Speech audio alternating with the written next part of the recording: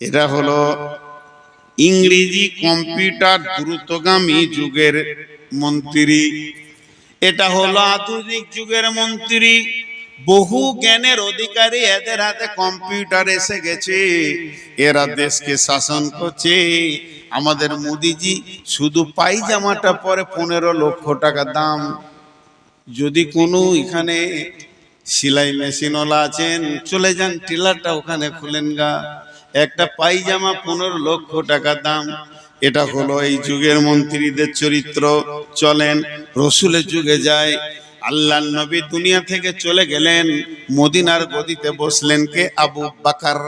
আবু বকর দুনিয়া থেকে চলে গেলেন, মদিনার গদিতে খলিফা কে হলেন? খলিফা হযরতে উমর ফারুক রাদিয়াল্লাহু তাআলা আনহু। হযরত উমর যখন মদিনার গদিতে বসলেন, তখন বিশ্ব শাসন করতে শুরু করলেন। 18 লক্ষ বর্গ মাইলকে তিনি শাসন করতেন।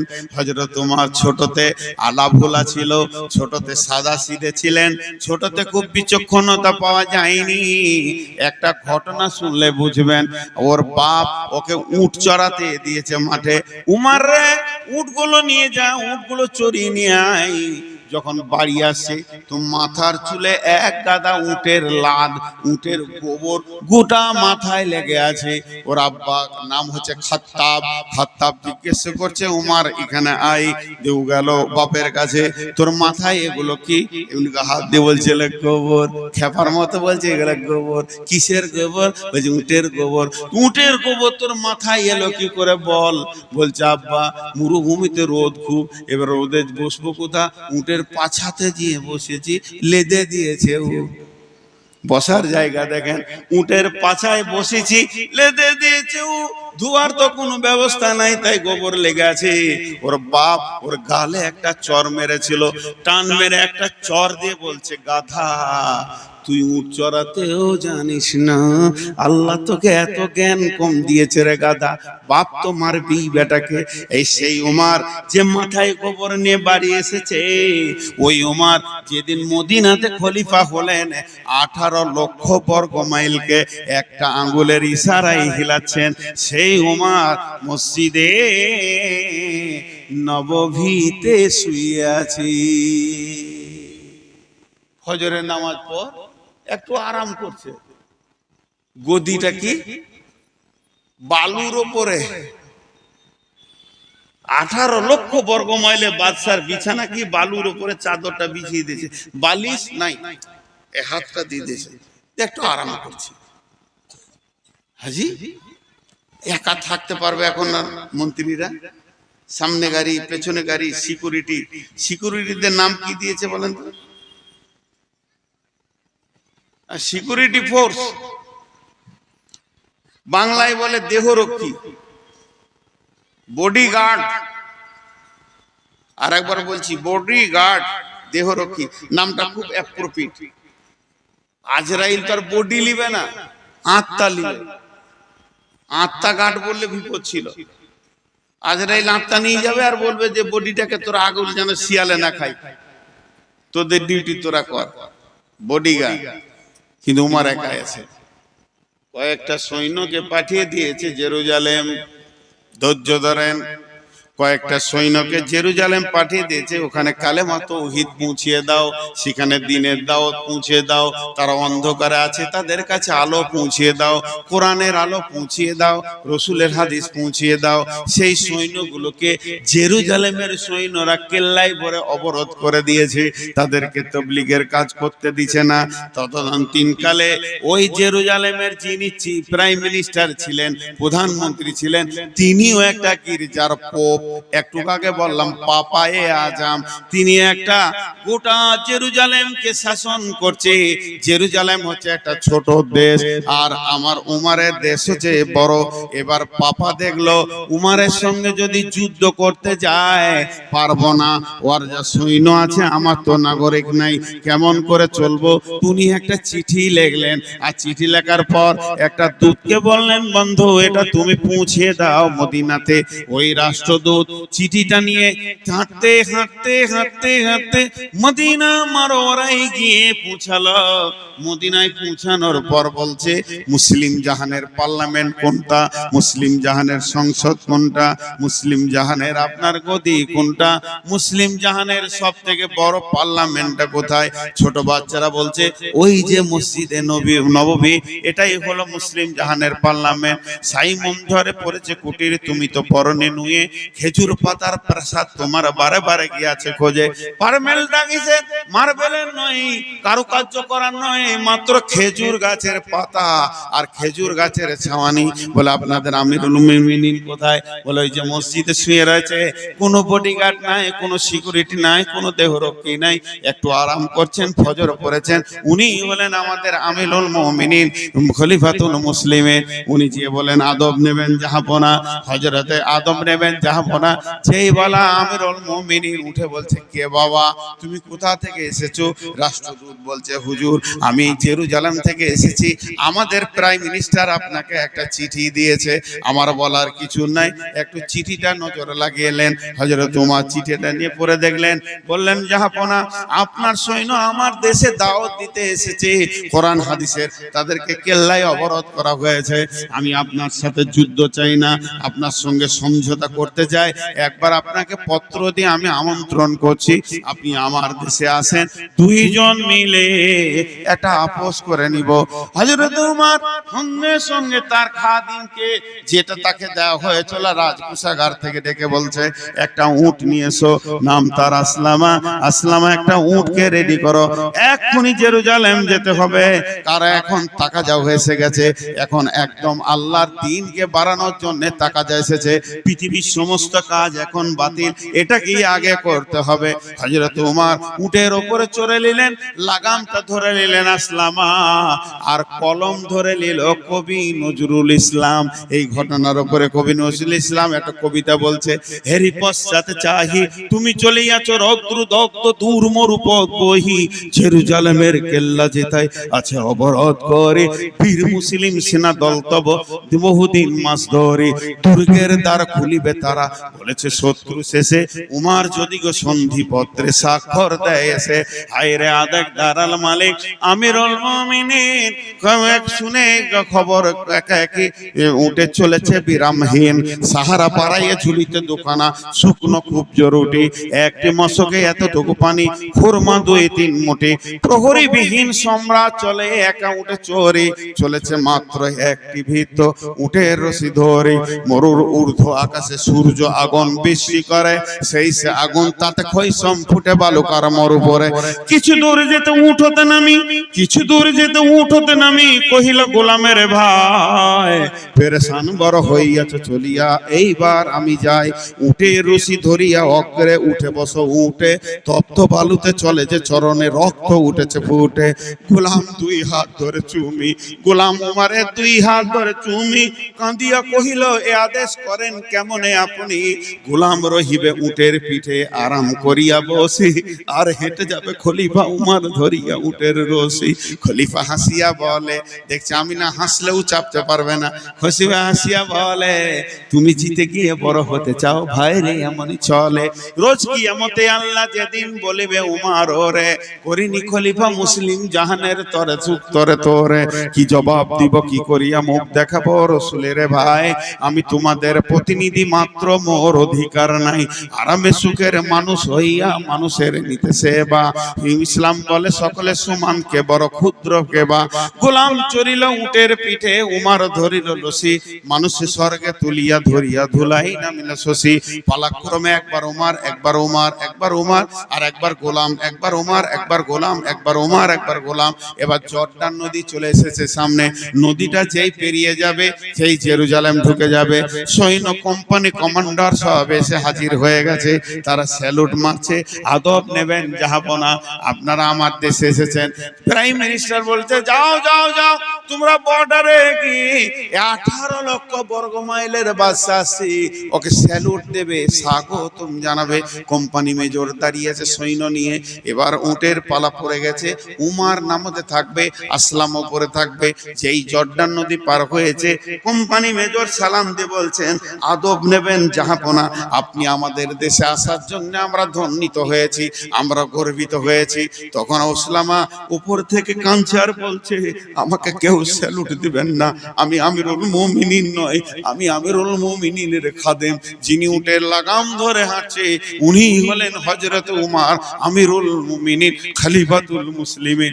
সৈন্যরা ঝরঝর করে কেঁদে দিল, আয় আল্লাহ, বাদশা দেখেছি, মন্ত্রী দেখেছি, রাজা দেখেছি, বড় বড় ধনী দেখেছি, জমিদার দেখেছি, কিন্তু পূর্ণাঙ্গ মানুষ এখনো দেখিনি।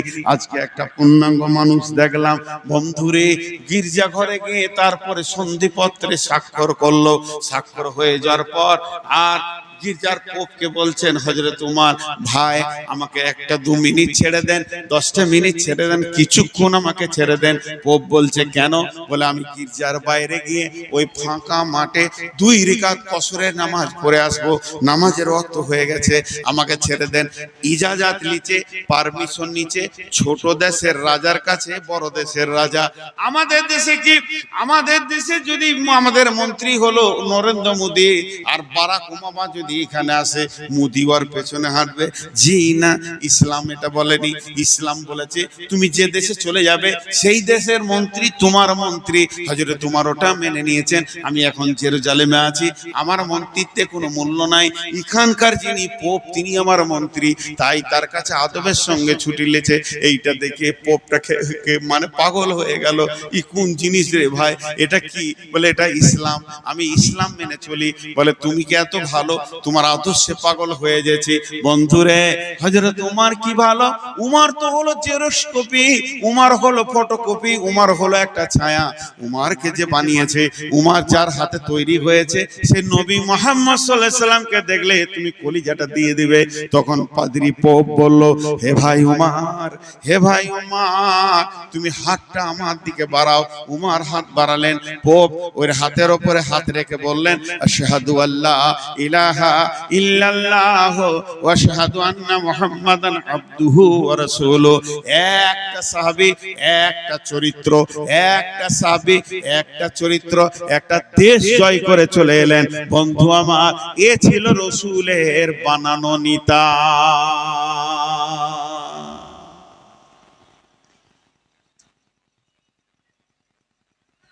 চেয়ারটা দিয়ে পাঠাবো, আপনি দাঁড়িয়েছেন, আমার না খুব কষ্ট হয়েছে, চেয়ারটা দিয়ে আমি একটু কষ্ট করে নিচে বসে চালিয়ে। কত মস্তান আর দেখবো রে বা, আমি ওর প্রেসারের রুগী, সুগার বেড়ে গেছে, লোড নিতে পারছি না।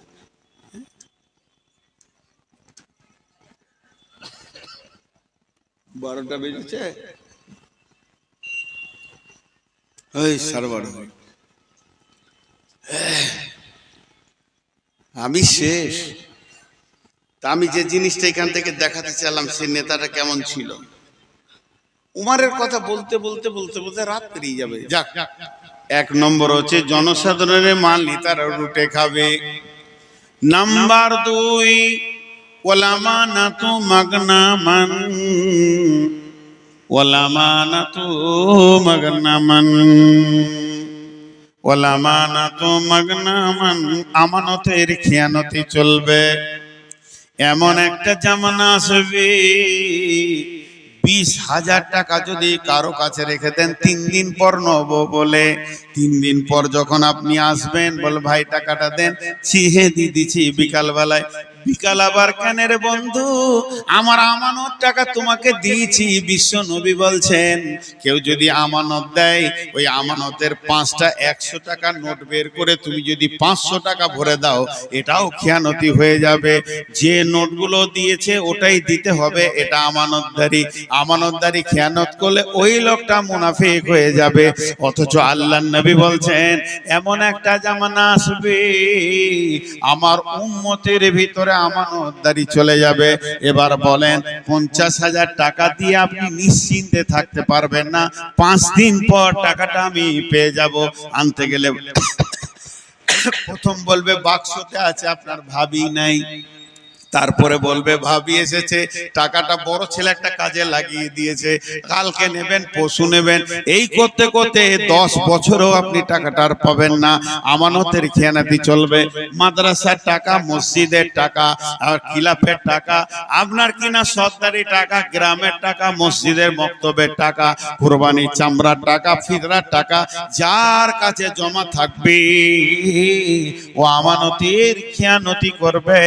এটা কিয়ামতের দ্বিতীয় আলামত। আর 3 নম্বর, ওয়া যাকাত মাগরামান, যাকাতকে জরিমানা মনে করবি, যাকাতকে জরিমানা মনে করবি।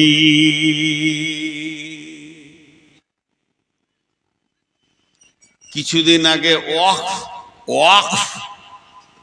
ওয়াকফ বিল নিয়ে লাফালাফি হলো কি হলো না?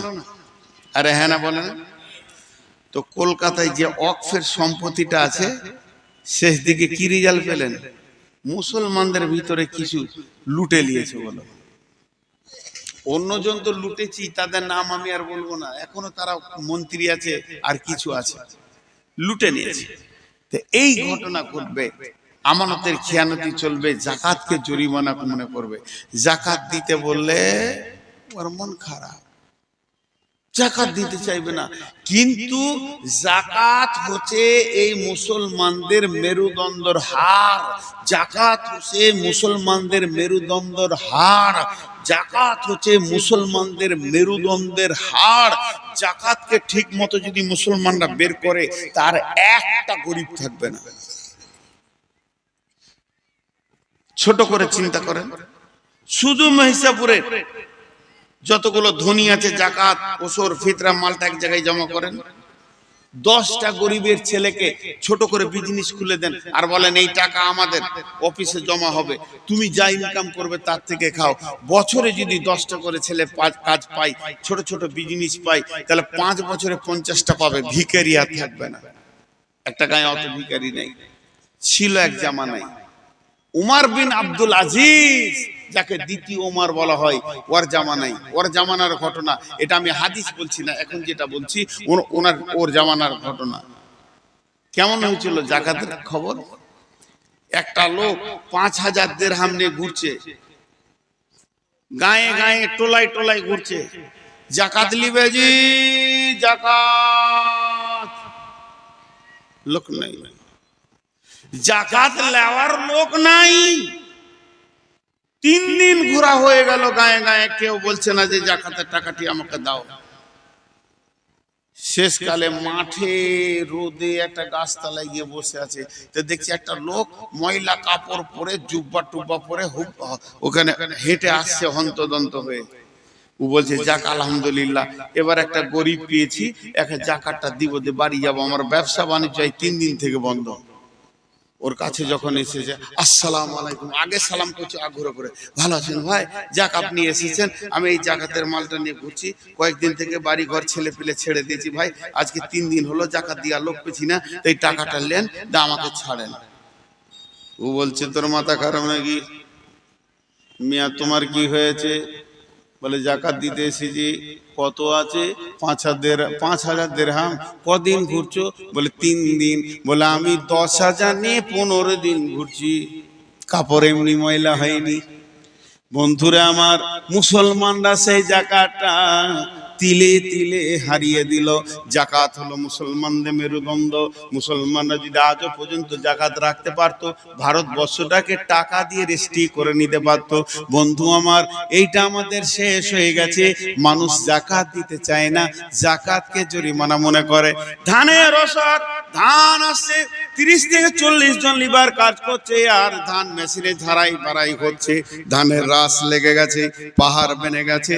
আর যদি মাদ্রাসাওয়ালা চেকটা নিয়ে যায়, তো এমন করে তাকাবে, মনে হবে যেন বাপুতি মাল আমি দিছি। চাষিদের ভিতরে এমনি কথা আছে, আর বাপুতি মাল। কড়া লোক যদি থাকতো, তোর গালে থাপড় মেরে বলতো তোর বাবার টাকা নিতে আসিনি, আমি আল্লাহর হকটা নিতে এসেছি, ফেল। কিন্তু না ভাইরা আমার, জাকাতকে জরিমানা মনে করবে। তাহলে 1 নম্বর হলো জনসাধারণের মাল নেতারা লুটে খাবে, 2 নম্বরে আমানতের খেয়ানতি চলবে, 3 নম্বরে জাকাতকে জরিমানা মনে করবে, 4 নম্বরে আতার রাজুল উমরাতাহু, আতার রাজুল উমরাতাহু, আতার রাজুল উমরাতাহু। মেয়েদের পেছনে পেছনে পুরুষেরা কুকুরের মতো ঘুরবে। এখন একবার জিলেপের মার্কেটে গিয়ে দেখেন, রাস্তায় দেখেন যুবক পেছনে যুবতী আগে, এদের দুইজনকে মনে হচ্ছে আশ্বিন মাসের কুত্তা কুত্তি পেছনে পেছনে ঘুরবে। আল্লাহর নবী বলছেন আতার রাসূল উমরাতাহু, বরং হওয়া উচিত ছিল স্ট্রং থাকবে বেটা ছেলে, মেয়েদের একটা আশ্রয়ের দরকার আছে, সে ছেলে খোঁজ করবে, এটা ভালো জিনিস। কিন্তু এ একবারে লেছড়া হিজড়া বেনে গেছে, মেয়েদের পেছনে কুত্তার মতো ঘুরবে। আল্লাহর নবী বলছেন এমন একটা জামানা আসবে রে, যুবতীরা তো শেষ হয়ে যাবে লুচ্চাদের হাতে, আর যুবতীরা শেষ হয়ে যাবে রান্ডি হয়ে, আর যুবকদেরকে লুচ্চা বানিয়ে ছেড়ে দেবে। অন্য হাদিস আছে কাসরাতুজ জিনা, পৃথিবীতে একটা সতী নারী পাওয়া মুশকিল হয়ে যাবে। ওই মেয়েটা নিজের বুকে হাত দিয়ে বলবে আমাকে কোনো পুরুষ দেখেনি, আমার চামড়া দেখে কোনো পুরুষ যেন তার মাথা গরম করেনি, আমি পর্দাতে নিজেকে রেখেছি, আমাকে ব্যবহার করা তো দূরের কথা, আমার কণ্ঠস্বরে কেউ আনন্দ পায়নি, এ কথা বলার ক্ষমতা কারও হবে না, মেয়ে সব ব্যবহার হয়ে যাবে। আল্লাহর নবী বলছেন আতার রাসূল উমরাতাহু। তফসিরে মাজাহেরে এমন দিয়েছে, একটু হালকা বলবো, বেশি বলতে গেলে সহ্য করতে পারবেন না। এই কুত্তা আর কুত্তি সাউন্ড কিন্তু কুত্তির বেশি শোনা যায়, কুত্তার শোনা যায় না, ও কি বলছে শোনা যায় না। মেলা তো ওইটাই দেখবেন, পুরুষটা কি বলে না বলে মেয়েটা ক্যাক করছে খালি। আল্লাহ রাসূল এইটাই বলতে চেয়েছেন, আমি আপনাদেরকে একটু ইশারা দিলাম, এটাই বলতে চেয়েছেন। আজকে নারীরা শেষ হয়ে গেল, রঙের হোলি বাদ হয়ে গেছে, নারীর হোলি চলছে, এখন নারীর হোলি চলছে। আফসোস করে বলছেন আল্লাহ রাসূল যে এরা পুরুষেরা তো হারিয়ে দেবে, আর কি করবে? এটা 1 নম্বর কাজ। 2 নম্বরে করবে আক্কা উম্মাহু আদনা সাদিকাহু আকসা আবাহু। 3টা একসঙ্গে শুনেলেন। বাপকে ধুমকে কথা বলবে, বাপের কলিজাতে ধাক্কা লাগবে। যুবক সান্ডা গান্ডা যুবক, বাপের হৃদয় ভরে গেছে আমার ছেলে তরুণ নওজোয়ান, কিন্তু মিষ্টি করে কথা শোনার অভাব হয়ে যাবে। হালাকে রাসূল বলেছেন সাফকাতুল ওয়ালিদাইনি, যুবক রে অঙ্গভঙ্গি এবং কণ্ঠস্বর বাপ মায়ের কাছে এমন করে দাও যেন কলিজাটা ঠান্ডা হয়ে যায়। কোরআনে আল্লাহ বলেছেন কুলু কাওলান কারীমা, নরম ভদ্র মিষ্টি কথা বলো। ওয়ালা তানহারহুমা, ধমকাবে না। মায়ের আব্বাকে ধমকে দিলে তাদের কলিজাতে লাগবে রে যুবক, তাকে ধমকায়ও না। আব্বা যদি বলে শফিক, আব্বা যদি বলে আব্দুর রহমান, আব্বা যদি বলে হবিবুর, একবার ডেকেছে আব্বা হবিবুর, কিংবা মা বলেছে হালকা করে বেটা হবিবুর, ধরে চলে আসেন, জি মা কি বলছেন বলেন। আব্বা বলেন আমি রেডি আছি। আব্বা কি বলতে চাইছেন আপনি বলেন। মা কি দরকার বলেন। মা বাপের কলিজাকে ঠান্ডা করে দিতে হবে। আল্লাহর নবী বলছেন মত আসানে হবে, হাসতে হাসতে তুমি জান্নাতে যাবে।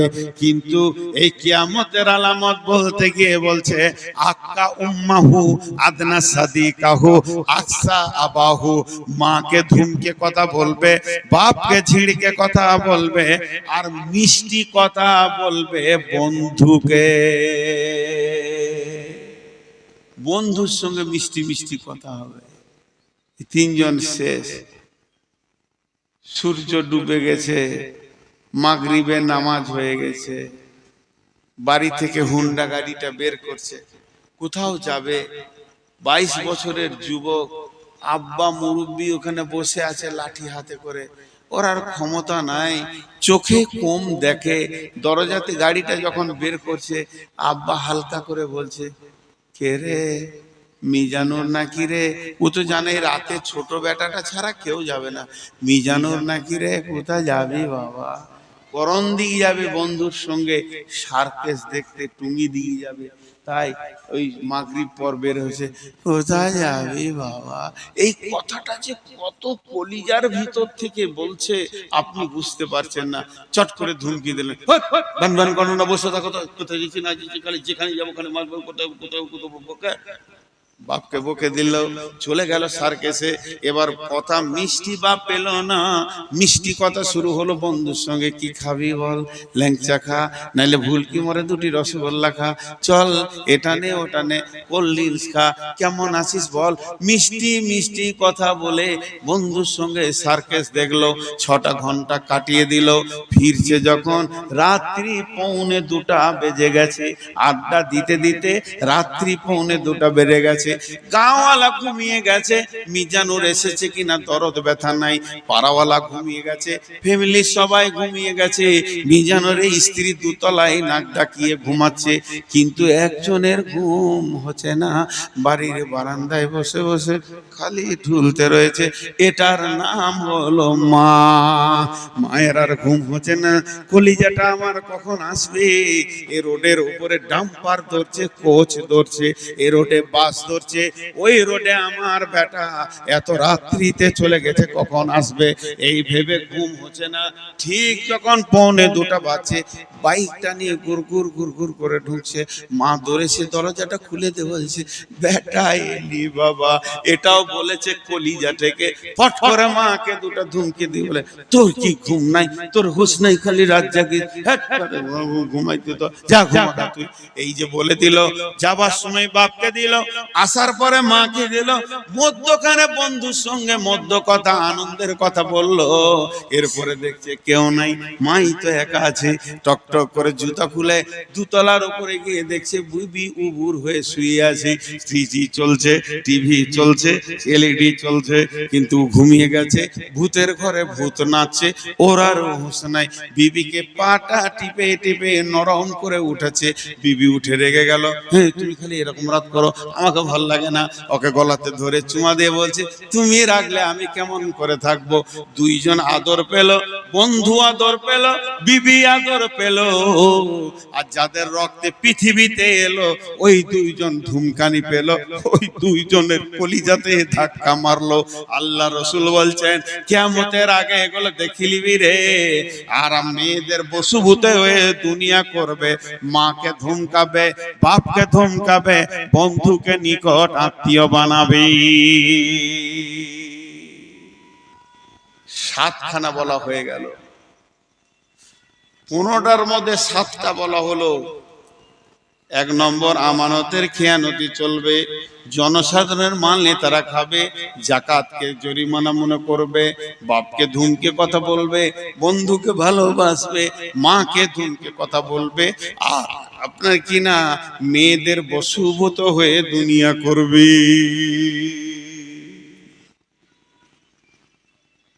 সবই তো উঠে চলে গেছিল, এই কটা আছে জি। আর বাকি কটা শোনাবো না ছেড়ে দেবো? হ্যাঁ শোনান বলছে, তাও আসতে বলছে। রোগা সুগার তো আমার হয়েছে, তা আপনারা জোরে কথা বলেন। এবার হলো 8 নম্বরে, যাহা অতুল্লিমা লিগাইরি দ্বীন, তুল্লিমা লিগাইরি দ্বীন, দিন বেঁধে রেখে বেদিনীর শিক্ষার প্রচার প্রসার বেড়ে যাবে। কোরআনের শিক্ষা ছেলেকে দেবে না।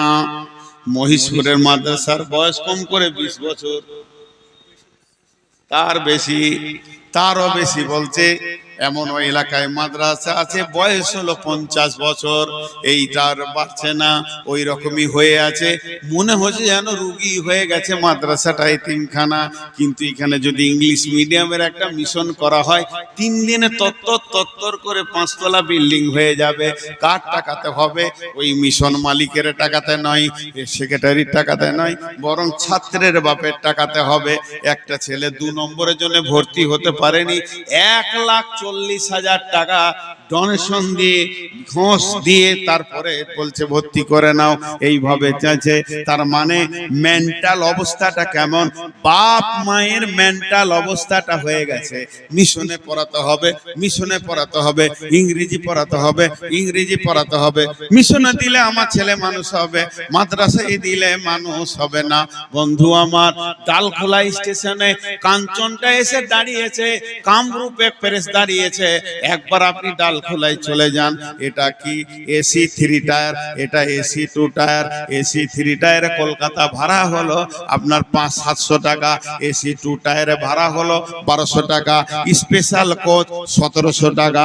এরপর হলো স্লিপার আপনার 250 থেকে 300 টাকা। একটা বগি আছে, 2টি বগি সামনে আর 2টি পেছনে আছে, যার নাম হলো জেনারেল। জেনারেল জেনারেল এটা ইংরেজি ভাষা, এর বাংলা হচ্ছে সাধারণ। সাধারণ ওটা কোনো ক্লাস নাই, সেকেন্ড ক্লাস ফার্স্ট ক্লাস নাই, ওটা কোনো স্লিপার নাই। এই জেনারেল বগিটা যদি একবার দেখেন তো মনে হবে গরু ছাগল ভেড়া ঢুকে আছে। এই জেনারেল। তাহলে পৃথিবীতে যত শিক্ষা আছে, মাদ্রাসা শিক্ষা আর মক্তবের শিক্ষা আর জামিয়ার শিক্ষা, মদিনা ভার্সিটির শিক্ষা, এই কোরআনের শিক্ষা, এটা জেনারেল নয়, এটা অসাধারণ শিক্ষা। আর যত প্রাইমারি, হাই স্কুল, কলেজ এবং ইউনিভার্সিটির শিক্ষা, এই শিক্ষাটার নাম হলো জেনারেল শিক্ষা। তার মানে সাধারণ শিক্ষা। মা বাপ নিজের ছেলেকে গরু ছাগলের বগিতে ঠেলে ভরে দিচ্ছে, ঢুকে যা, আর স্লিপারে দিচ্ছে না। তার কারণে এদের মাথা বিগার নিয়েছে। মনে ভাবছে আমার ছেলে ডাক্তার হবে, মানুষ হবে, ইঞ্জিনিয়ার হবে, মানুষ হবে। বন্ধুরে, কলম নেন, লিখেলেন, নূর মোহাম্মদ মরে গেলে হয়তো এই সাউন্ড আর আসবে না। আপনার ছেলে ইঞ্জিনিয়ার যদি হয়, আর যদি একবার ভালো ডাক্তার, সার্জন হয়ে যায়, অফিসার হয়ে যায়, বউটা সেই মতো ঘরে আসবে। আপনার সংসারে কোনো মূল্য থাকবে না, চাকর ছাড়া আপনার কোনো মূল্য থাকবে না। জেনে রেখে দেন, ওই ছেলে আপনাকে সুখের ভাত দেবে না, আপনাকে টাকা পয়সা দিয়ে বৃদ্ধাশ্রমে পাঠিয়ে দেবে। আর অসাধারণ শিক্ষা, মা কি আব্বা কি, এদের কাছে কেমন করে চলতে হয়, এটা যদি একবার কোরআন থেকে পেয়ে যায়, ছেলে আপনার কাছে সারা জীবন কাঁচুমুচু হয়ে থাকবে। এটা অসাধারণ শিক্ষা। এই সারা পৃথিবীকে শান্তি দিতে পারে। ডাক্তার মরে গেলে পড়া শেষ, ইঞ্জিনিয়ার মরে গেল বুদ্ধি শেষ, উকিল মরে গেল বুদ্ধি শেষ, জজ জজগিরি শেষ হয়ে গেল। এরকম যতগুলি স্তরের আপনি নাম নেবেন, ডাক্তার, ইঞ্জিনিয়ার, প্রফেসর, উকিল, জজ, ব্যারিস্টার, আর কিছু AISI অফিসার, সবগুলো আজরাইল যেদিন আসবে, ওর নামের পরিচয় কেটে দিয়ে চলে যাবে, মুছে দিয়ে চলে যাবে, আর কাজে লাগবে না। কিন্তু বন্ধুরে, কোরআনের শিক্ষা, মাদ্রাসা শিক্ষা মরার পরে আরো সতেজ হবে। আল্লাহর নবী বলছেন, যে ছেলেটা হাফেজ হবে, যে ছেলেটা আলেম হবে, যে ছেলেটা হাফেজ হবে, যে ছেলেটা আলেম হবে, ছেলেটার কথা আলাদা। ওর মা আর বাপকে মুতির মিম্বারে কিয়ামতের দিন বসিয়ে দেয়া হবে। গোটা কিয়ামতের ময়দানের লোক তাকাবে আর বলবে, ওই মেয়েটির পেটে বাচ্চাটা আলেম না হলে হাফেজ, ওই ছেলেটার পেটের বাচ্চাটা আলেম কিংবা হাফেজ হয়েছে। আল্লাহ এত সম্মান দিয়েছে। পৃথিবীতে বাঁচবেন কতদিন? 50 বছর নাই 100 বছর। পৃথিবীতে বাঁচবেন কতদিন? আমি ধরে নিলাম 50 নাই সর্বোচ্চ 100 বছর। আর মুতির মিম্বারে বসে থাকবেন কতদিন? 50 50,000 বছর, তাহলে জেনেলেন আবাদান আবাদান জিন্দেগি। আল্লাহর নবী বলছেন আফসোস, অরিজিনাল শিক্ষাটা বাদ দিয়ে ওরা আলোচনা করবে। সোনা মানিকটা জন্ম নিয়েছে, মা বাপের মাঝে হাত পালে রেখেছে, আর রাত্রি 10টায় স্বামী স্ত্রী চুক্তি করছে কোন মিশনে দিব রে, কোন মিশনে দিব রে, কোন গাড়ির জেনারেল বগিতে ঠেলে ভরে দিব রে, আমার ছেলেটাকে কামরূপের জেনারেল বগিতে দিব না কাঞ্চনের বগিতে দিব। এদের মাথাতে একবারও আসে না ছেলেটাকে আমি আল্লাহর কালাম পাকের হাফেজ বানাবো। এটা হলো 8 নম্বরে আলামত আপনার কিনা এই মানুষ কোরআনের শিক্ষা বাদ দিয়ে বেদিনী শিক্ষার পেছনে পড়ে যাবে।